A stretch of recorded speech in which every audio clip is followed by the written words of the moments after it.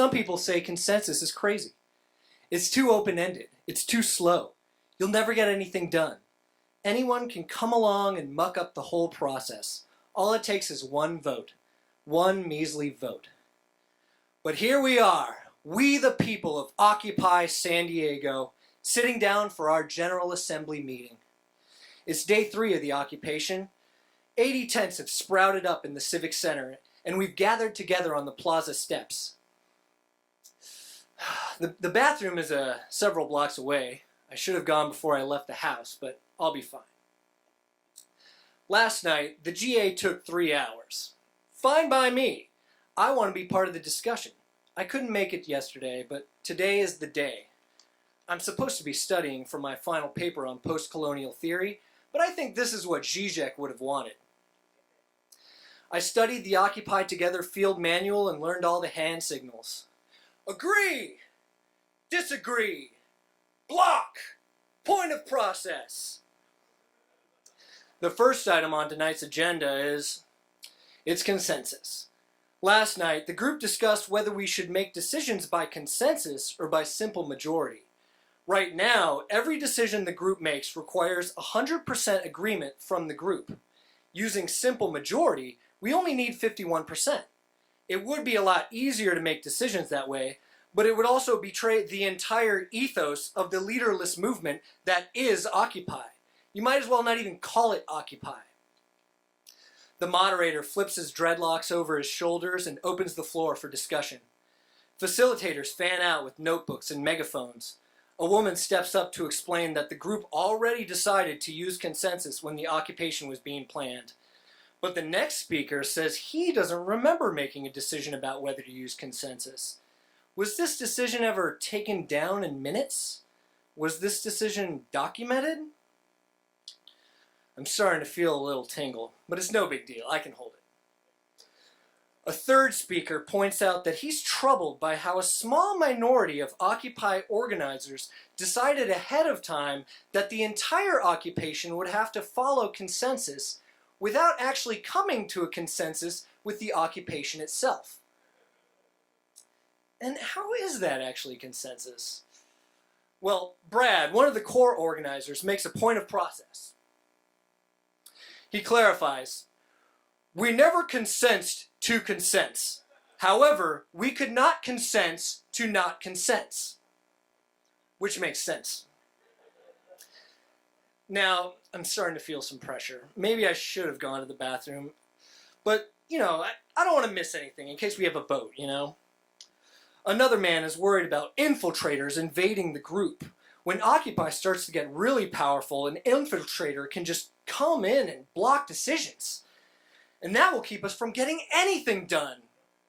He wonders if Occupy should drop consensus and adopt a 90% majority vote, or 95 or 99%, anything to stop those infiltrators.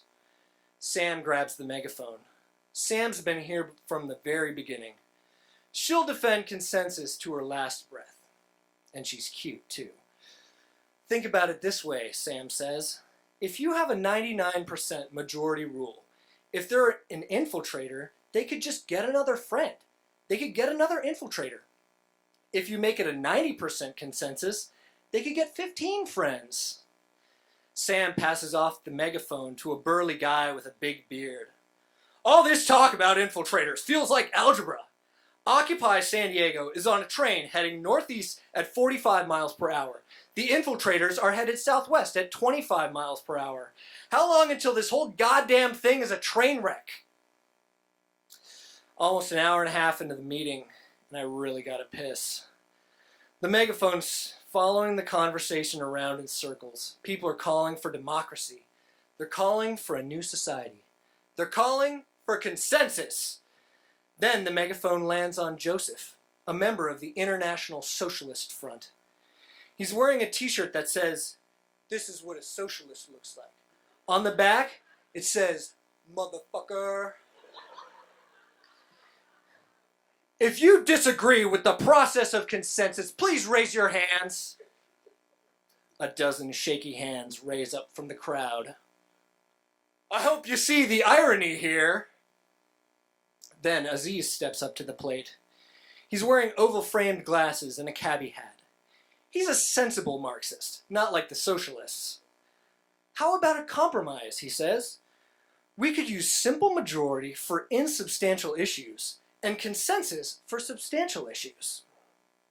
But wait, will we have to vote on which issues are substantial and which issues are insubstantial? And if we have to vote on that, would that vote be done by simple majority or by consensus? Oh, there's more discussion, there's more speeches. A megaphone falls into the hands of a young guy in a mud-colored poncho.